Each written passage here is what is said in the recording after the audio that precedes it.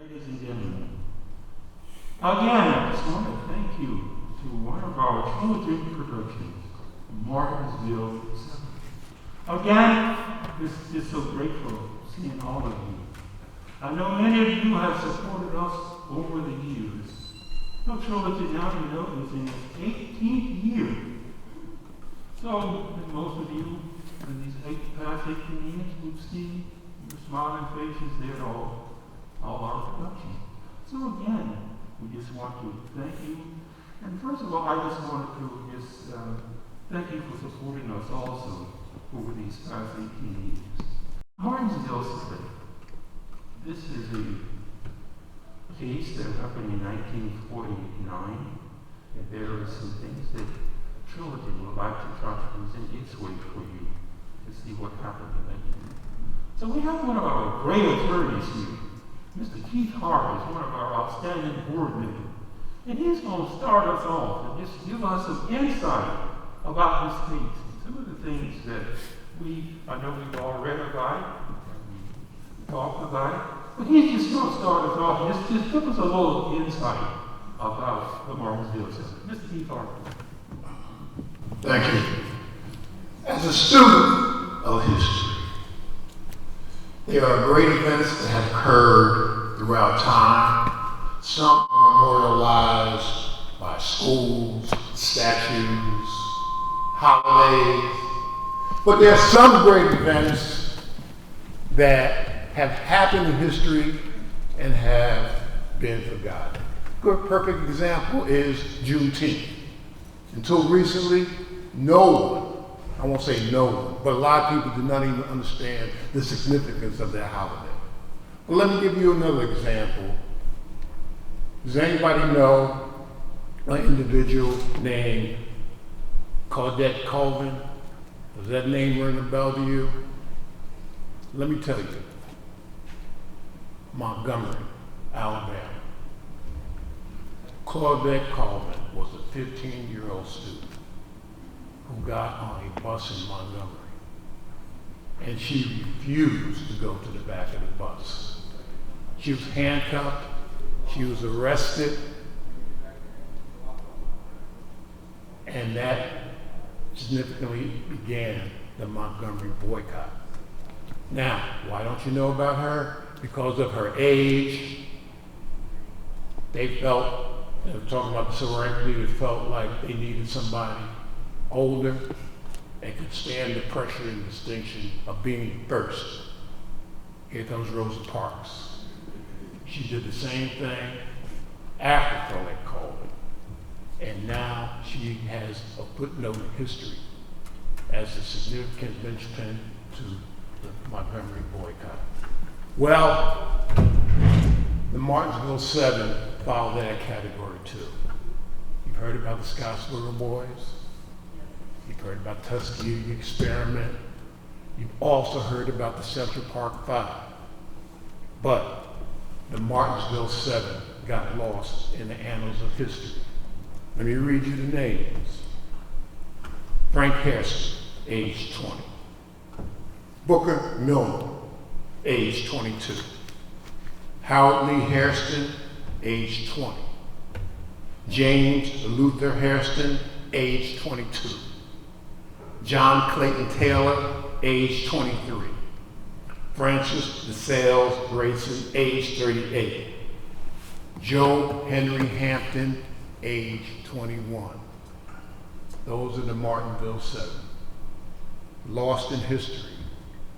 What happened is, on an evening in 1949, an individual named Rudy Stroud Floyd was walking in a predominantly black area of Martinsville, Virginia.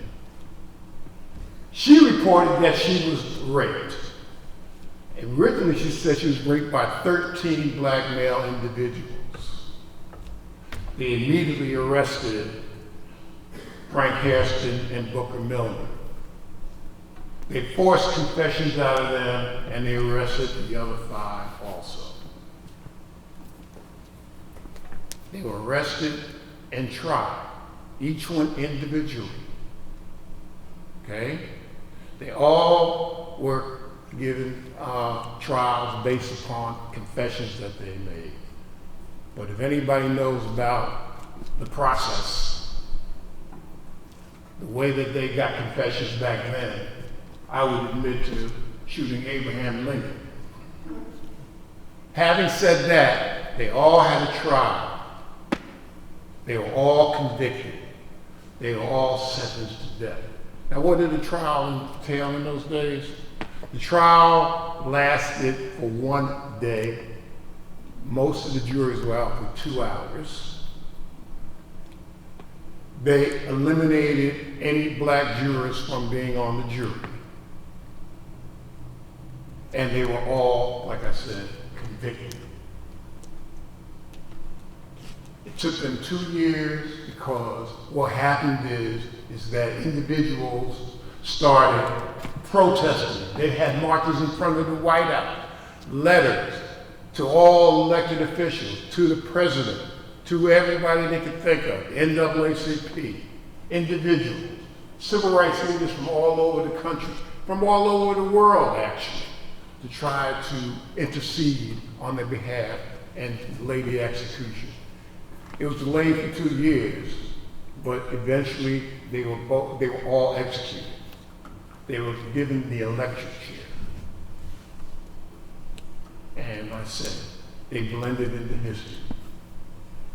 Now, the good news is, and if there's any good news we got from this, in 1977, the Supreme Court banished executions for people who committed crimes and the victims did not die, meaning that capital punishment could not be imposed upon anything less than murder. And that was based on some of the hearing this. Because the woman who was a rape, she didn't die. Matter of fact, she lived and she passed away in 1992. So she lived out her whole life. All right? And also, the better news is that just recently, and I'm talking about maybe 1-2 months ago, Virginia abolished the death penalty. So, and also, there's a group trying to posthumously give the Martinsville 7 a pardon so that it can clear their names. Because they still have relatives living. Matter of fact, one of their sons is still alive. Okay, he was 2 years old at the time of his father's execution. So this is what is the backstory of history. This is the kind of thing that is forgotten, and this is one of the reasons why we have this opera, to bring it out so you can understand that this happened also. Okay? Dwayne. Good evening, everybody. My name is Dwayne Fulton. I'm the composer of Martinsville 7. Just to give you a little brief history, I'm from Pittsburgh, Pennsylvania, the home of the famous Pittsburgh Steelers. This journey, so let me backtrack. By trade, I'm more of a gospel, jazz, R&B, neo-soul musician. So around in Pittsburgh, Pennsylvania, around 2013, at the Opera Festival of Pittsburgh, our choir was approached by the director then named Jonathan Heaton, and we did an opera, and we used the choir. He was moved by some of the instrumentation that we did, and I think around 2016, Gathering of Sons, they went on this voyage of doing what they call music that matters, and they were doing social conscious productions, and I was approached by Mr. Eakin to compose that whole piece. It was called A Gathering of Sons, a white officer who shoots and kills an unarmed black male. Was moving, it was my first time, got a lot of help in the composition of that, pretty much a rookie in it. And then later on also the director here, Kevin Maynard, was a part of that production. He began to mentor me as well as Mark Summers, who sits to my right. And he approached me, didn't know that he had this company. And he approached me about a piece, James Baldwin's Scott Garner Gray, which I composed that as well. And with the help of our conductor, we put that piece together. And then he approached me about the Martinsville 7 that I knew nothing about. And then once me and Mr. Summers started to dialogue about that, where I was on this track of doing music that matters, the controversial, tabloids, and, were they guilty, were they not? And they were all different. None of the things that I read about the Martinsville 7 were consistent. You could tell some of the tabloids were saying that they were guilty. Some of them were saying that they were innocent and they were coerced and everything. So on this track of doing music that mattered, I was complex. Do I write this? Can I come up with music? How would music matters if these guys were guilty? And so I'm reading and I'm researching before I would give him an answer to try to compose, and in a very short period of time. Mark writes the libretto, sends it to me, I'm doing more research. And there was a phrase that caught my attention. Whether guilty or innocent, it said, they don't fry white boys for doing the same. And that motivated me to begin to write and to really get into the characters or these gentlemen and everyone that was a part of this production. It was a very, I would say now, if I was a rookie then, I'm kind of like this is my sophomore year, so I still have a lot to learn as it relates to composing in this sort of fashion. One thing I do like and enjoy about it, that it's, when you think of opera, you think of Italian classical music, but I was able to insert those elements that I grew up with, soul, gospel, R&B, funk, pop, all those elements mixed into one. And I had a really, really good time. The challenging thing was short period of time, pandemic. I get the call at the end of 20. Kevin says, I need it by June. I get the libretto in February. Then I had to go through the editing. Takes me typically 18 months, 15 to 18 months to compose. I'm working from home, so 3.5 months, let's give it a stab. So once the pandemic, once we start opening back up, now I'm back at work. So it's May, it's toward the end of May. And I'm just now getting to the second act. Really haven't put any of the, more just all piano. Didn't put any of the strings and all the other things that I was hearing in my head. Back at work, and I'm up, sleepless nights, because I wanted to get it done, because I was that much engrossed in the story by this time. And so I really, the other two that I mentioned was really daunting, because I didn't know if I knew what I was doing or how it was going to be conveyed to the audience, how the musicians would be able to understand or be able to embrace what I'm hearing in my head, how that would come out. But for this one, the challenge was, do I or don't I, based on the controversial sides.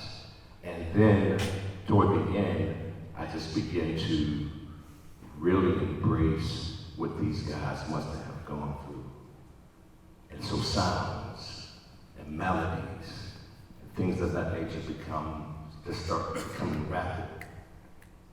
I'm in the bed, sleep 3 o'clock in the morning, and melody in my dreams. I get up, go down to the studio, put it down. And it was a very rewarding journey in a very short period of time. And I'm hoping that it's conveyed this evening. And I'll pass this on to Mark. Thank you, Dwayne. Anyway, my name is Mark Clayton Summers. I was introduced to the Trilogy novel company by the late, great Anthony Chisholm, a good friend of mine. Kevin Maynard took a chance and brought me on to direct my very first opera, which was Papa Doc. I went on to direct Robeson 3 times and the Central Park 5 as well. And I believe another one, I can't remember right now, but I consider this family here, coming up to New Jersey, New York. I love it up here. I love visiting, love working with the artists here. Wonderful artists. Yeah, when we did Gathering of the Sons that he was talking about, Dwayne was talking about, I brought Kevin in to be in it, to play a character named Glock, which was a gun. And it was a very great experience working with these folks and working with Dwayne for the first time. When Kevin called me, I worked here last month, I think, when we did Robeson, that was last month. Sure. Yeah. So I was excited to get the call last year about working on this, but I didn't want to do it. The only information you can really get your hands on points to everybody being guilty. It's written from that perspective. And I'm like, this is my first opera. Do I want to work on something that's negative? And then, Kevin called me and I said, yeah, I'm gonna do it. But I dragged my feet, I kept dragging my feet. And I didn't want to step into that water. Excuse me. And Kevin, excuse me, you don't want this like that. Kevin presented it to me in a different, looked through a different lens. And he talked about Chauvin and George Floyd. And he's like, if Chauvin, everybody knows Chauvin, look at him, he's guilty. But what about the other guys that's with him? Are they going to get the same treatment that this guy did? Because that's what happened at the Martinsville 7. 2 of the guys, everybody said was innocent. Everybody. But they put them all in the same panel and electrocuted them all. So I look at it from that lens. And from looking at it from that lens, now the challenge became, how do you tell this story without disappointing family members, the general public, or whatever? And so initially I wrote it without names. It was man 1, 2, 3, 4, 5, 6, and 7. And then I had to go back and put names on it so that, the actors could work with it, things like that. But it was a challenge, and I tried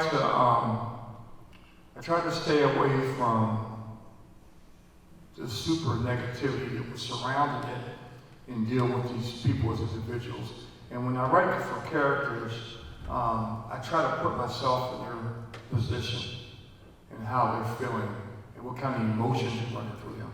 But I also like to put myself in the position of the audience member on what they're hearing, what kind of emotions are being projected toward them. And then, of course, the music brings it together, and the orchestra, and the actors, and the director, and everybody, and they help mold it. So I needed to put something out there that they can work with, and I think that we put a good shot at it, and I'm anxious, like you all, to hear the music. I know the words, but I don't want to hear it. I heard some of the music, but I'm anxious. I brought my son and my nephew, my 2 sons and my nephew, and my wife. We all came. I wanted my son and my nephew to see this. You have to realize that sometimes, and I was explaining to them, sometimes when you're around people, and this happens all the time, I'm sure you've told your kids this, sometimes if you're around a situation, you can get drawn into it, and it can result in a very bad outcome. In this case, it resulted in death for everybody. So I'm anxious to hear the music. I'm excited to be here, and I thank you all for coming out to take in this production.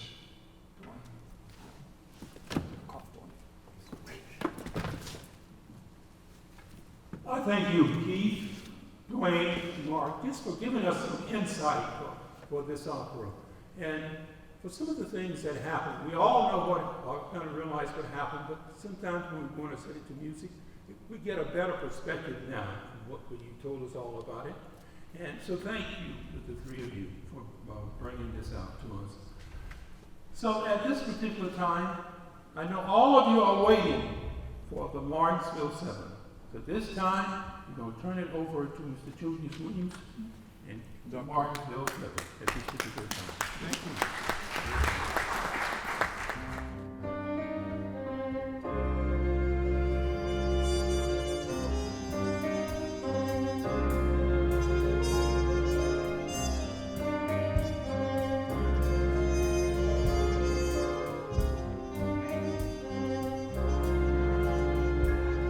I said my goodbyes to my body.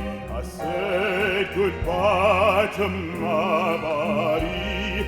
I told it served me well, so well. Goodbye, my body.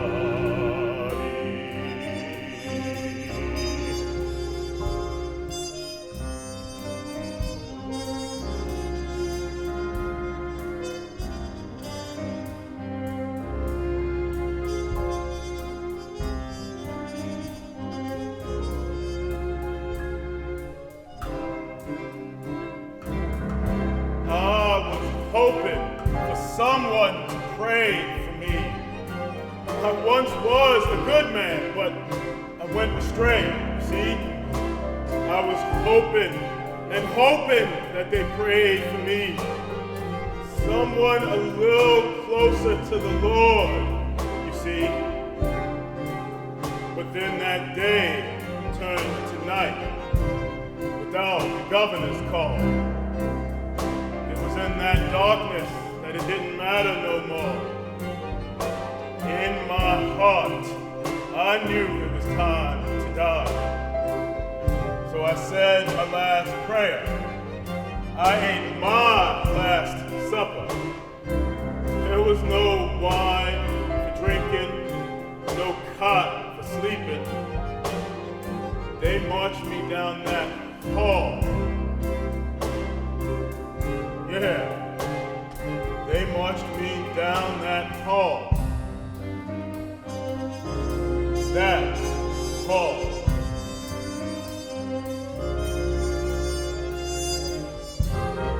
In that room there were eyes in the shadows, watching every move they made.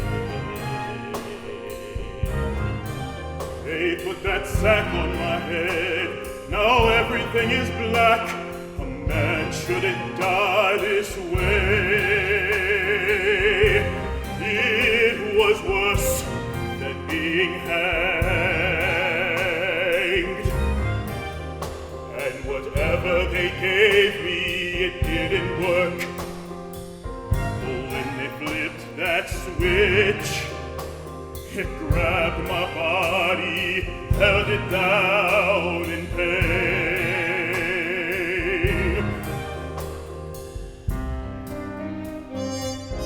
God didn't mean for us to die this way. Why should we have to die this way? Despite what we've done, no man should have to die this way. It has to be worse than being hanged. As soon as my soul left, the pain was gone. I looked down and felt sorry for my dead self. I said my goodbyes to my body. I said goodbye to my body. I told it served me well, so well. Goodbye, my body.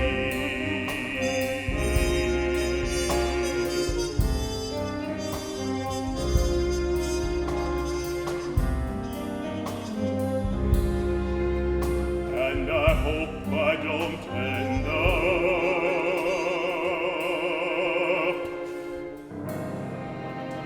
in hell.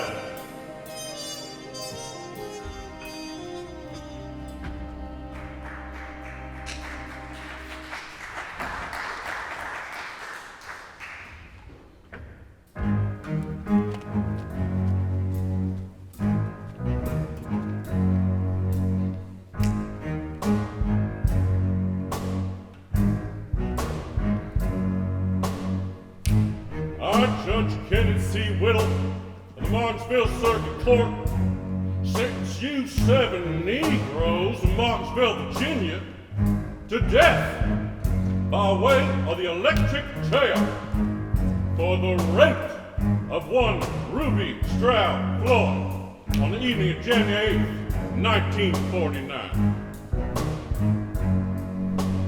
We have in our community a Negro population of splendid citizens.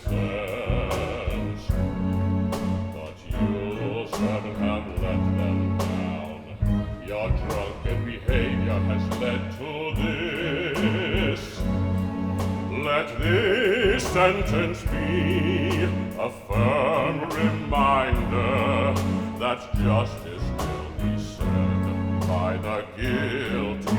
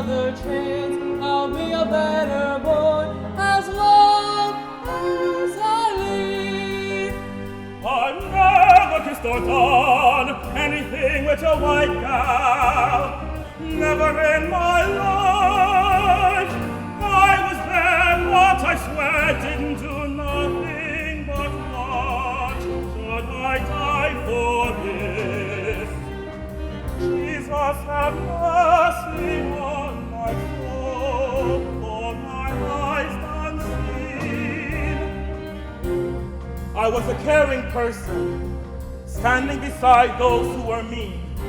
God knows I didn't touch that woman. I'll see y'all on the other side.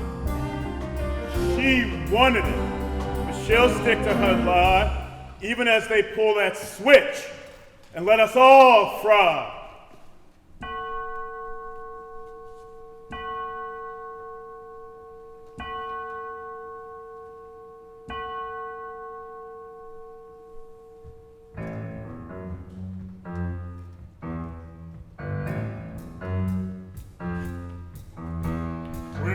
Outside St. Peter's Gate, waiting for the judgment day.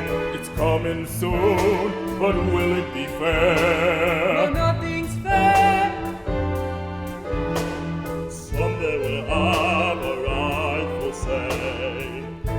serpents for crackers. It's not for us. But Jesus was a black man. You need to be quiet, fool. You're as guilty as us. But Jesus was a black man. So, St. Peter's wife. What the hell does that have to do with our fight? She came to us with her honey and lust. If you're gonna tell it, then tell it right. We're camped outside St. Peter's gate, waiting for the judgment day. I didn't do nothing, but you were found guilty like the rest. But Jesus was a black man. Yes, Jesus was a black man. I didn't do nothing to the white girl. Yeah, but you did it. I did it? Yeah, you did it. I did it, but so did you. With 7 sinning souls. Camped outside St. Peter's gate, waiting on the judgment day. She came inside our Eden with the gospel of her own. I told her share that apple, or just go on home. Came into our Eden and expect us not to look the other way. And inside our Eden, some of us had no way. It's 'cause you couldn't get it up. But I didn't do nothing. Oh man, your eyes, we're guilty as hell. They took her. Yeah, you took her. But I thought you had some of me.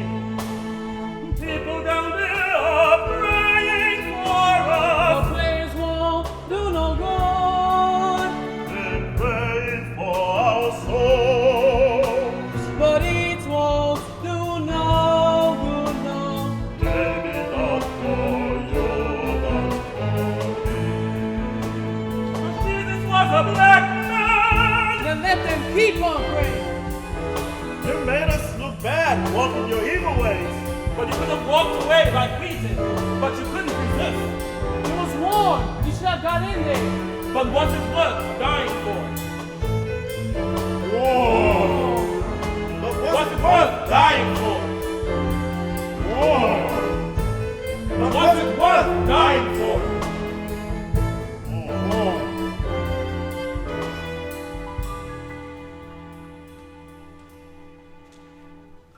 But it wasn't worth dying for.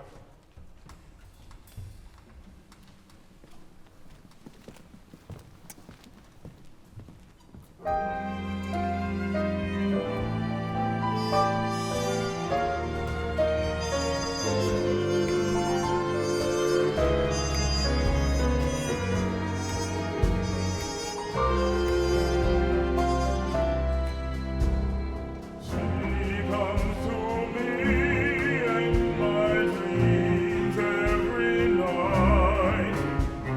She's the only thing I see. My lover and my friend.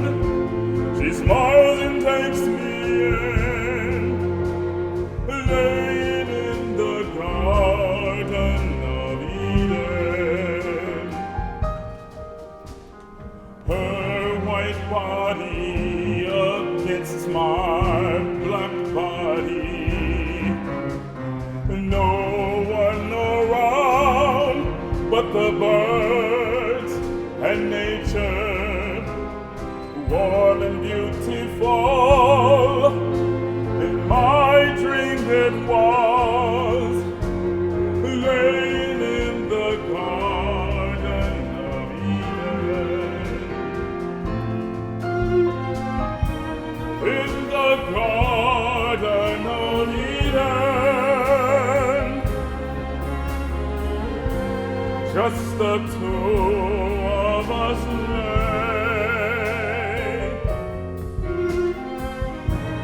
In the garden of Eden.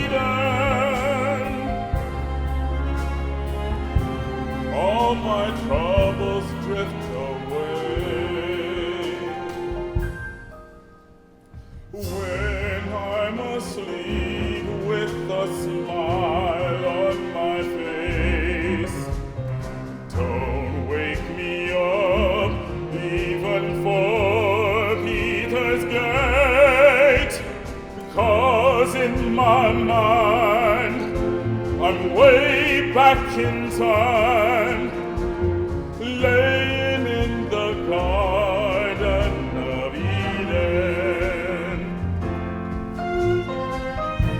In the Garden of Eden, just the two of us lay. In the Garden of Eden, till my troubles drift away. In the Garden of Eden, just the two of us lay. In the Garden of Eden,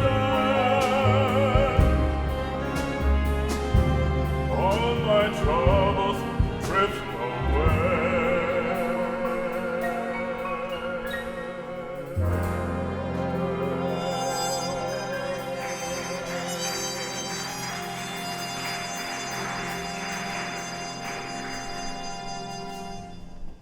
But was she really worth it?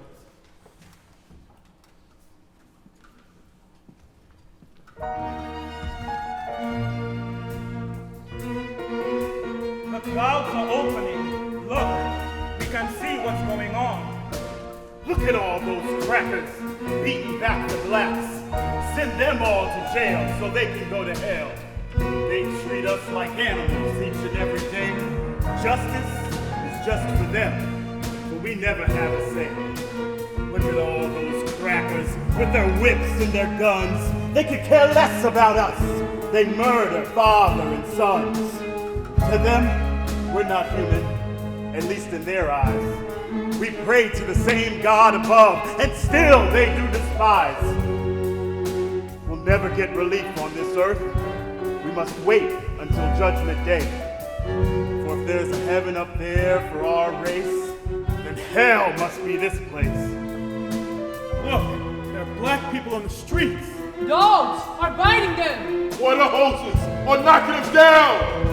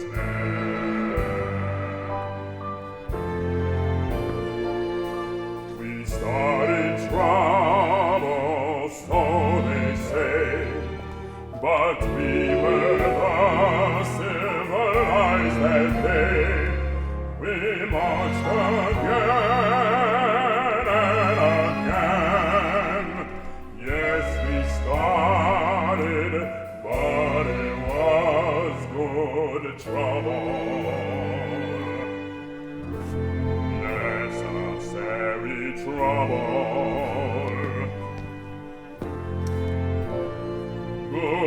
trouble, necessary trouble, good trouble.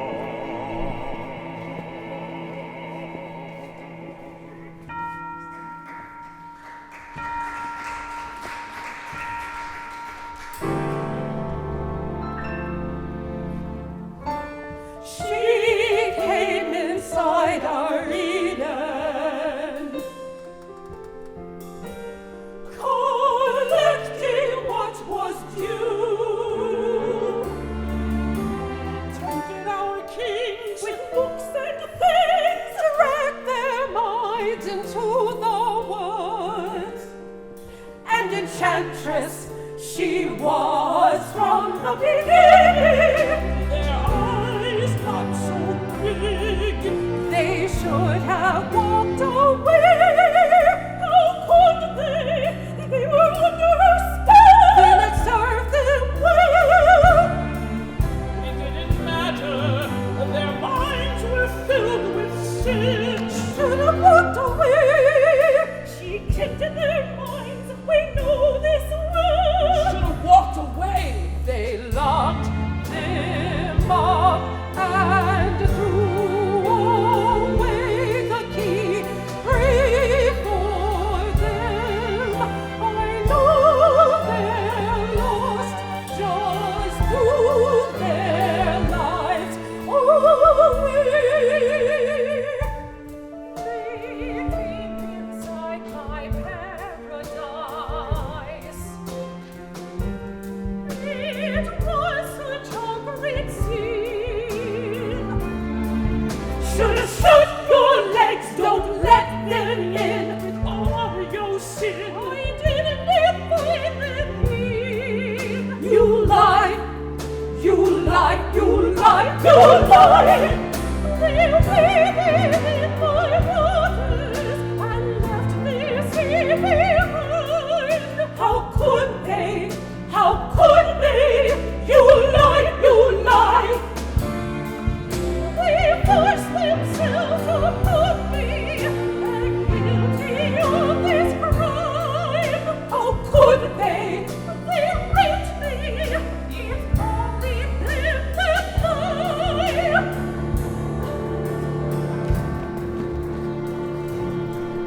You better sign this paper. I know you did it. You can't walk these streets anymore. Sign your name. I'm trying to save your life, you see. That mob wants you, not me. Sign. But she was, Sign. but I wasn't even there. There's 1,000 white men out there, boy. Can't you see? It's the only thing between you and a dream. Sign. But listen, Sign. I wasn't even. Sign. Just let me. Sign. Sign. Sign. You get in there and act real good, and you won't have no problems, boy. Those people want to kill you. I'm trying to do you some good. Just be a good boy. Just admit what you've done. 3 eats a day, a clean cot, everything you need except booze. So sign your name right here, right now. What have you got to lose?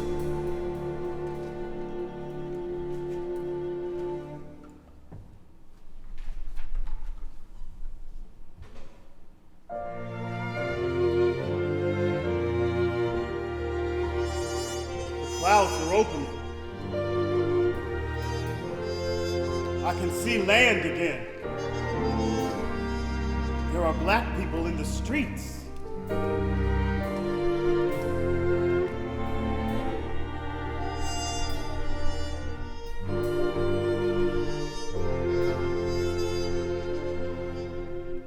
Oh, the whole country's ablaze.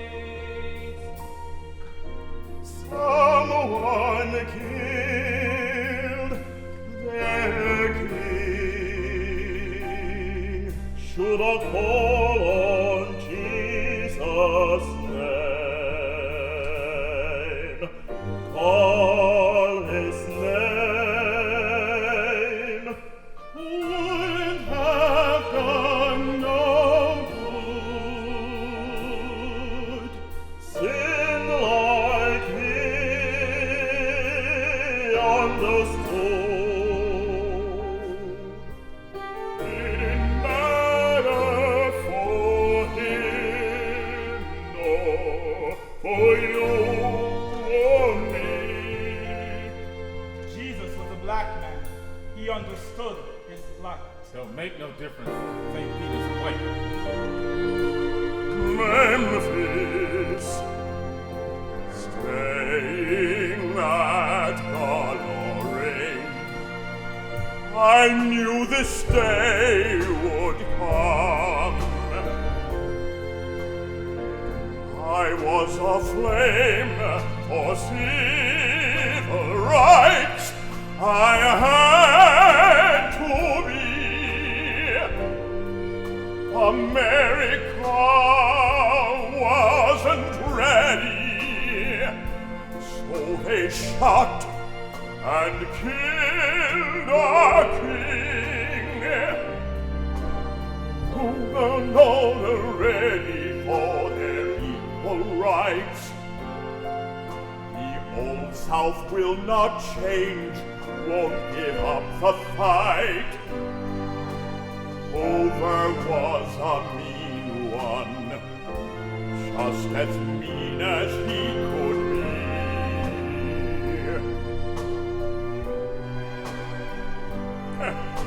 And little does he know that he has the same blood as me.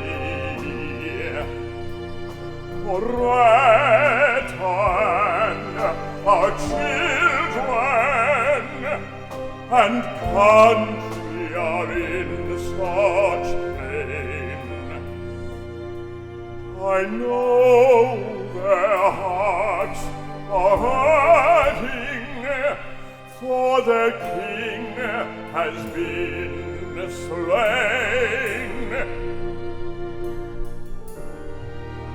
There will be others who carry on the fight.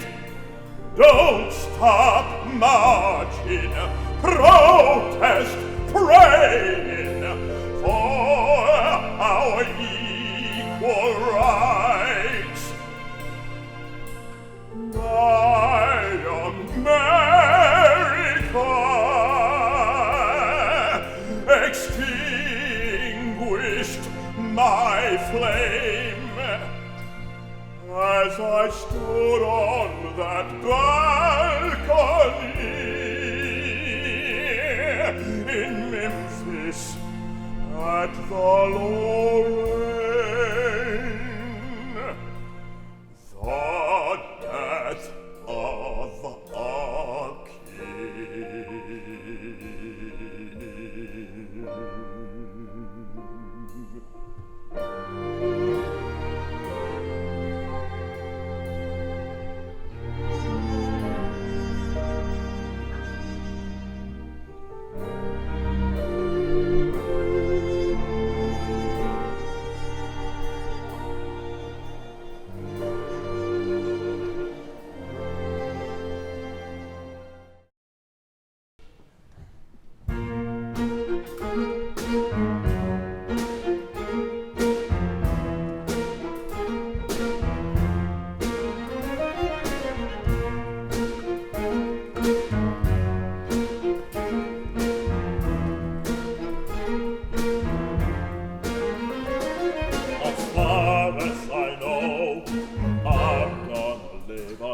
As far as I know, I'm gonna die again. Everyone here can't go through them gates.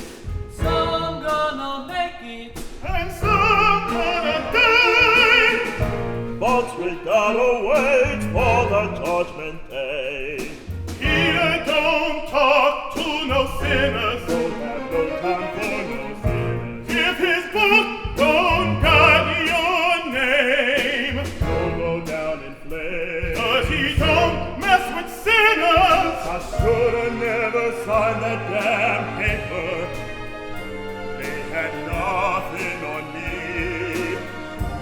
It was dark as hell in them woods. Should've just let her be.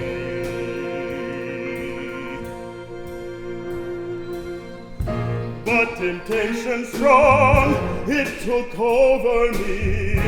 I took over her. Felt so good at first as she looked away. I sensed the hurt.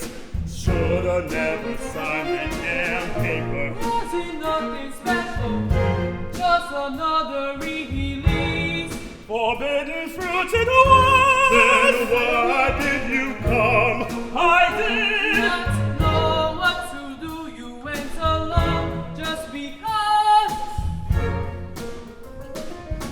I was guilty for being there, but I shouldn't have to die. She glowed in the dark, deep in those woods. We all saw her anything. She had leaves over her goodness and was ready to play. Don't go talking about no guilty plea. Is she the one come looking for me? We were Adams to your Eve, you see, in that garden. We were the snakes. She couldn't get enough. She didn't cry out, it's like she wanted more. She was a whore. And every time I look back, you had smiles on your face. Y'all knew what was taking place, so don't ask for no pity. We in this space waiting for St. Peter. 'Cause they don't fry white boys for doing the same. She comes strutting across them tracks, but we are to blame. She wanted to get gritty. Don't show us no pity. It's much too late for now. 'Cause they don't fry white boys for doing the same. It was the time of our lives, but it cost us our lives. They don't fry white boys for doing the same. They never fry white boys for doing the same. Never ever fry them, even when they try them. Don't fry white boys for doing the same. Never ever fry them, even when they try them. They don't fry white boys for doing the same.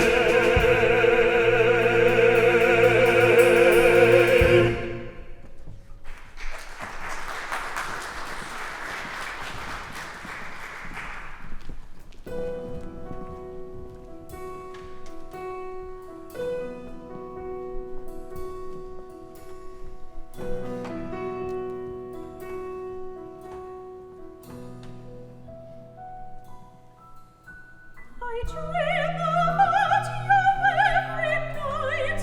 How we met, what a sight! You came knocking at my door. You spoke of a God not known before. He was the link to see your face. I was not scared of that You lace. should have stayed away that day.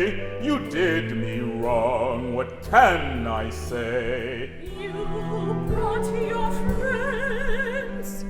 What was I to do if they never found out about you? But you never said no. How could I say no? Never said let go.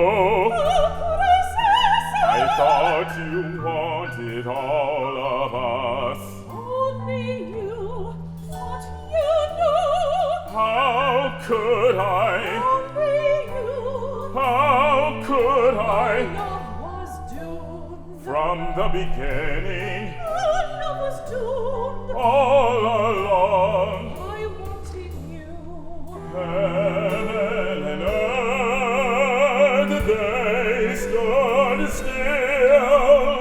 But you changed to show your friends. You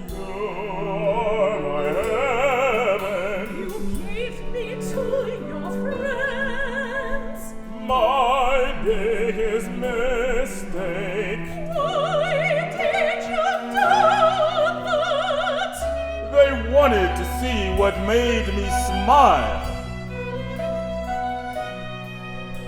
It should have been just you and I, like many times before. But now the whole town thinks you're a rapist, and I am the Whore. But I'll see you again. In heaven. That's where I'll pray I'll dwell. I wish that could be true, my love.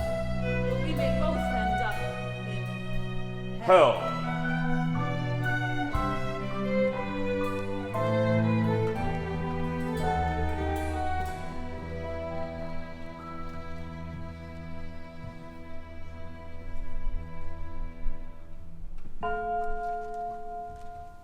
Look, the clouds are opening up. We can see land.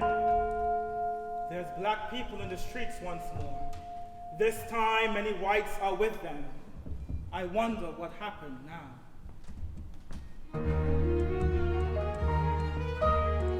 I'll tell you what happened.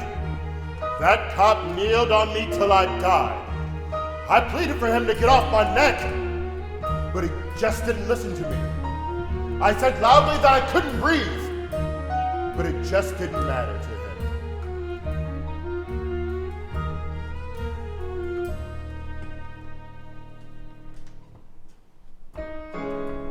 During those 8 minutes and 46 seconds, my life went through my mind. In the end, I cried out for my mama, but she could not hear my cries. So I prepared to get in line with all the other black men that had to die. And as I lay there, my whole life ran through my mind. All that time felt like the whole white world was healing on my back, like an old freight train run over me. Then backed up and sat. Mama, tell him, please tell him. Mama, please get him off my neck. He's killing me, I can hardly breathe. My body grows weak. Why are they killing me? The ground beneath me is hard. I'm so alone, no one will help me. They don't even know my name. They're killing me, Mama. Oh, I will just see. Right in broad daylight, they're putting out my light, and they're not doing me right. Please, Mama, get them off my neck.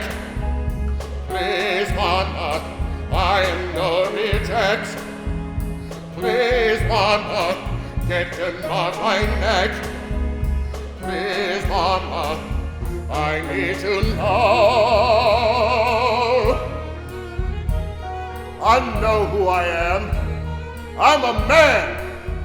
Get off me, damn it, and let me stand.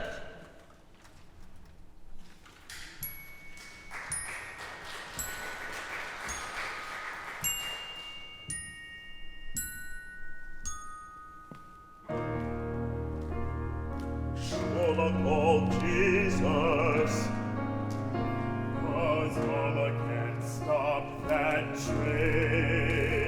'Cause Jesus was a black man, and Mama can't stop no train. Coulda told old Jesus, he would have understood your plea. Not true. Say what? In that chair, I called to Jesus to come and protect me. But while my eyes were closed, nothing but those bolts of lightning hit me. I said, Jesus, Jesus, please don't ignore me. But in the end, in my end, it was those boats that set me free.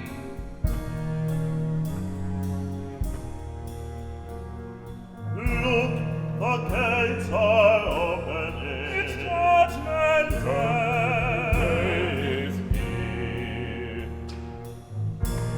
I need a pardon From Jesus, I need a pardon. We need a pardon from Jesus. Please just get me through.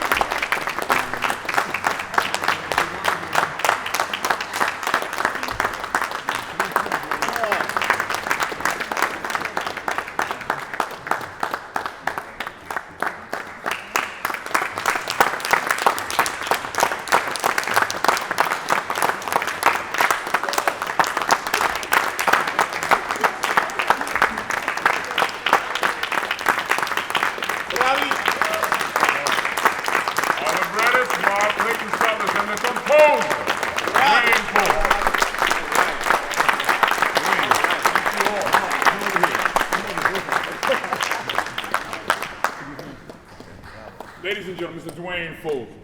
Welcome, Foley.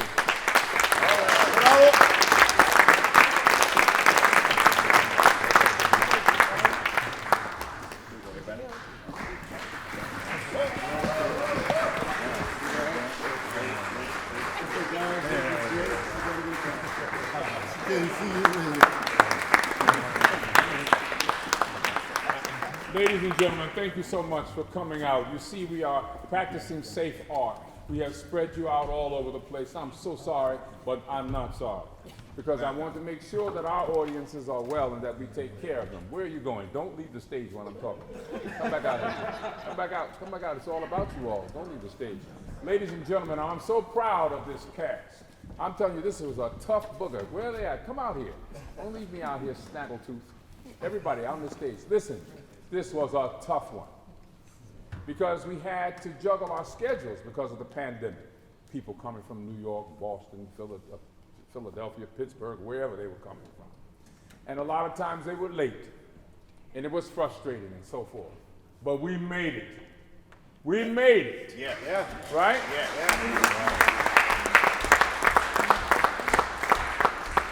We fussed until we got it right. Mike Green and Kaylin up there in the booth, and Mark Hurst, thank you so much. And Nasir. Ladies and gentlemen, this is the first time we're not going to feed you. Usually we have a big feast, but we're not going to have a feast this time because we want to be careful. So at the next one, which is September 26th, you come to that one, and then maybe the board will feed you. God bless you all. Thank you so much for being here. We love you all, and good night.